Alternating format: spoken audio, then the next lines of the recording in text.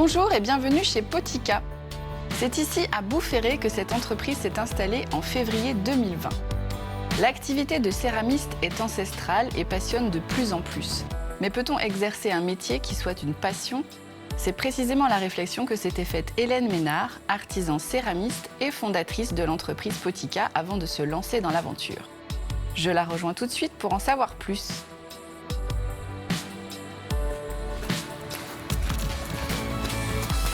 Bonjour Hélène. Bonjour Catel. Bah écoute, je suis ravie, on est là à Boufféré pour découvrir ton entreprise qui s'appelle Potika. Oui. Donc tu es artisan céramiste, artisane. On va découvrir ton travail. Alors on voulait savoir comment est née cette entreprise. Explique-nous. Alors Potika Céramique est née en 2020. En 2020, oui. Donc, à la suite d'un bilan de compétences que j'ai effectué en 2013, donc quelques années auparavant. Ah oui. Vous allez dire ce bilan de compétences avait décelé que finalement c'était ce métier-là qui était fait pour toi, c'est ça? C'est Parce que ça. tu faisais autre chose avant. J'étais salariée dans une grande entreprise ferroviaire. J'étais Ok. fonctionnaire, cadre. Et il se trouve que la céramique, j'ai tout le temps aimé ça. Ah voilà. Mais pour moi, c'était pas quelque chose, on ne pouvait pas forcément en vivre. Et puis, j'ai poussé la porte d'atelier, j'ai réalisé des enquêtes métiers, j'ai rencontré des professionnels. Et donc là, je me suis dit, mais en fait... c'est possible. Oui, c'est possible. Il y a eu un regain pour les métiers manuels, Mhm. dont la céramique. Et je me suis dit, banco, on y va, on tente l'aventure. Voilà. Oui, donc finalement, dans ta tête, ça a vraiment changé. Tu t'es passé du mode c'est pas possible à finalement, on m'a montré que ça peut être un métier. Donc maintenant, la prochaine étape pour toi, c'était de se former, j'imagine. Voilà, se former et puis savoir quelle structure d'entreprise j'allais monter, c'est-à-dire parce que la céramique c'est vaste, hein, on peut faire de la jardinerie, on peut faire de la vaisselle, on peut faire du bijou, du décor, on peut faire plein de choses. Et donc, tu es allée te former où? Alors j'ai été formée par Thierry Fouquet, à Atelier Chemin de la Céramique, à Montreuil, dans le 93 à Paris. D'accord. Et alors, tout de suite après, tu as lancé Potika en quelle année? Bon, ça s'est fait un peu à la veille du Covid, ça c'était pas prévu. Mais heureusement, pendant cette année de Covid où je ne pouvais pas donner des cours, j'ai une enseigne de jardinerie nationale qui m'a donné ma chance, qui m'a permis de développer des produits de jardin, des jarres d'irrigation. Ok. Et c'est ce qui m'a permis de me lancer la première année. Super. Et les cours ont repris après en 2021, après le Covid, en juin. Donc là, j'ai pu lancer et me faire connaître Sur une année normale, entre sur guillemets. une année classique. Parfait. Écoute, on va découvrir ton travail. Avec plaisir. Allez, c'est parti. Oui.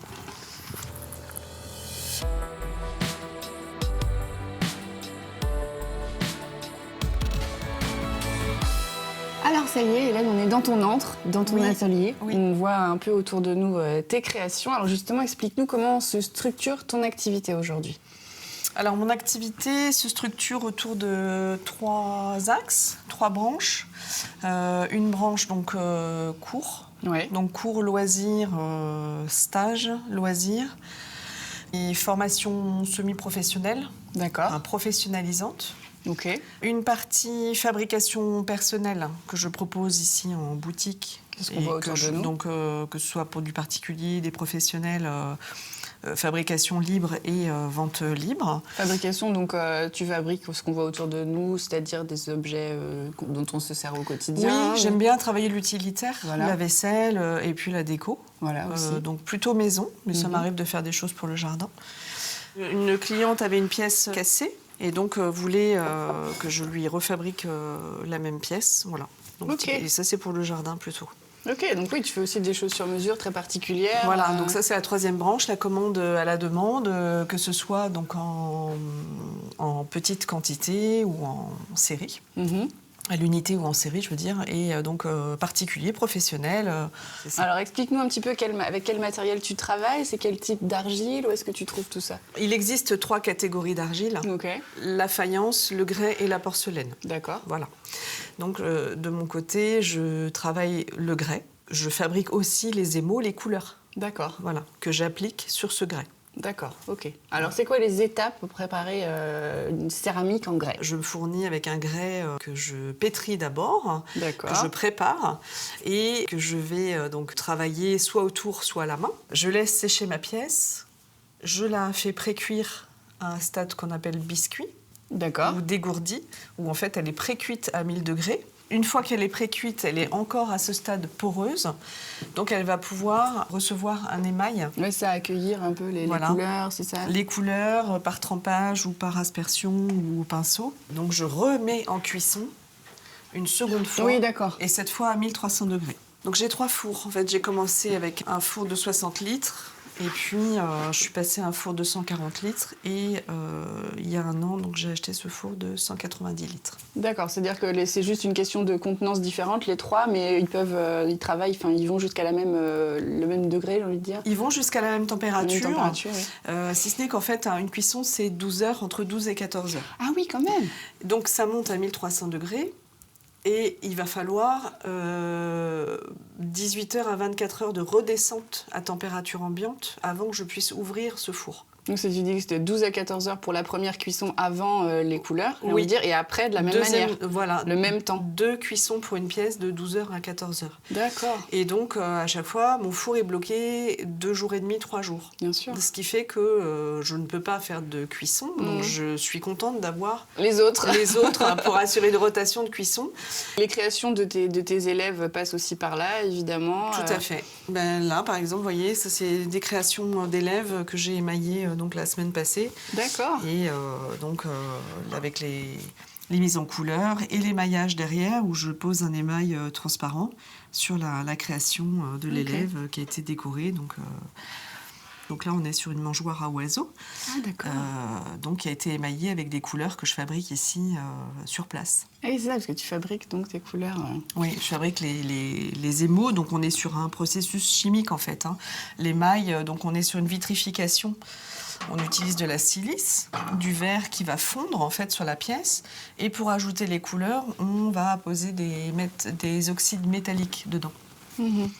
Donc du manganèse, du nickel, du cobalt, de l'étain, du zinc, tout ça qui vont donner des coloris. Et donc je fais des tests de couleurs et après je les déploie en plus grande quantité. Oui, il y a aussi une grosse partie de recherche aussi dans ton travail. Il y a beaucoup de recherche, oui. Je fais à peu près 200 recherches de couleurs par an. Pour proposer des créations différentes. Et alors, est-ce qu'on continue à se former quand on est céramiste et qu'on a eu une formation diplômante Est-ce que c'est une activité qui nécessite toujours de chercher de nouvelles techniques?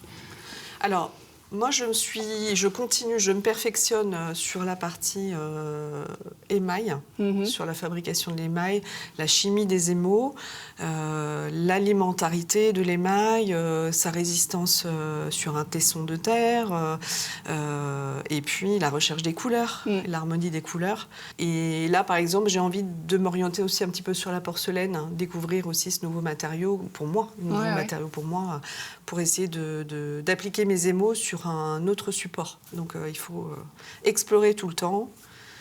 C'est continu. Je comprends. Bon, très bien. Maintenant, on va parler ensemble de ton avenir dans Potika, ce que tu nous prépares.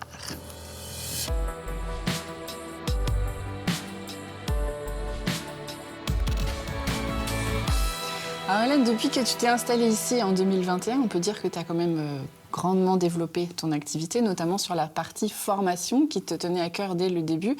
Et je crois que la nouveauté, c'est que là, cette année, tu vas pouvoir proposer une formation, justement, que les gens vont pouvoir financer par le CPF, c'est ça? Oui, tout à fait. Oui, c'est la nouveauté depuis janvier, où donc je propose des formations de 35 heures ou 70 heures, donc 5 jours ou 10 jours, qui sont professionnalisantes, qui permettent d'acquérir les bases de la céramique, pour que quelqu'un qui veuille aller plus loin et peut-être se présenter librement au CAP ait la possibilité de travailler chez lui, en autonomie, avec les bons gestes, et puis en ayant connaissance des bases du métier. Donc l'idée, c'est d'accueillir un nouveau public, et d'aller vers une transmission plus professionnelle. Oui, Et puis d'encourager le développement du métier, en fait, tout simplement. Donc là, tu avais vraiment une demande en plus d'une clientèle loisir, j'ai envie de te dire. Tu avais des gens vraiment, tu sentais, qui avaient envie de se former, d'aller vraiment vers ce métier, en étant passé peut-être par tes formations précédentes, en te disant, finalement, OK, ça me plaît tellement que j'ai envie de me lancer, moi aussi. Oui, alors des gens qui ont envie de se lancer, qui ont déjà peut-être un métier à côté et qui veulent développer une passion en toute connaissance de cause, et puis pourquoi pas fabriquer et vendre un petit peu pour avoir un complément de revenus professionnels. Des gens qui veulent effectivement passer le cap et devenir céramistes et qui sont passés par là ou pas, d'ailleurs. Effectivement, j'ai aussi des gens qui sont en loisirs ici, qui sont inscrits au trimestre ou à l'année et qui ont envie d'aller plus loin parce que ça leur a donné goût, qui veulent apprendre de façon plus intensive et plus pro, quoi. Voilà. Donc c'est la nouveauté et je suis très enchantée de ce développement. Et je continue les cours loisirs parce que j'adore ça et en même temps, voilà, c'est encore autre chose, c'est un autre public et on partage plein de choses. Et je crois qu'il y a un autre axe que tu voulais développer, c'est le travail vers les professionnels, c'est ça? Des créations pour les professionnels. Oui, donc à l'heure actuelle, j'en fais déjà et je souhaite développer encore cette partie-là parce que c'est très enthousiasmant de pouvoir participer, on va dire, à la création d'un service de vaisselle pour, bon, ça peut être les restaurants, mais pour d'autres types de métiers de bouche ou de déco, de fabriquer un univers ou de coller à l'univers du professionnel. En proposant, nous, notre pâte, nos couleurs, nos matières, voilà, de réussir à accorder tout ça et de produire quelque chose qui va servir après tous les jours et dans lesquels voilà, ils vont pouvoir cuisiner ou mettre des produits. Voilà. Proposer leur création aussi. Proposer aussi leur création. Donc c'est une alchimie aussi, c'est une rencontre. Voilà, donc j'ai travaillé avec quelques restaurants déjà là, depuis le début de mon activité et je souhaite continuer et développer cette partie-là qui est vraiment pour moi très riche, déjà de contacts et puis en créa et voilà.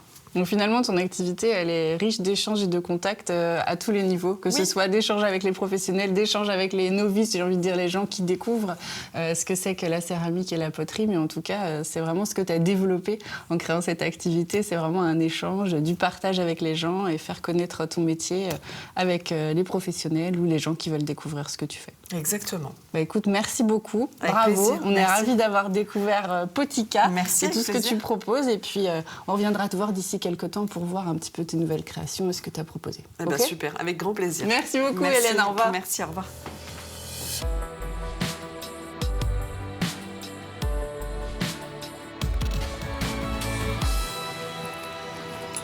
Le parcours d'Hélène répond à la question qu'elle se posait au départ. Oui, on peut vivre d'un métier qui soit une passion, mais à condition de se former. Merci beaucoup et à la semaine prochaine pour un prochain Mageco.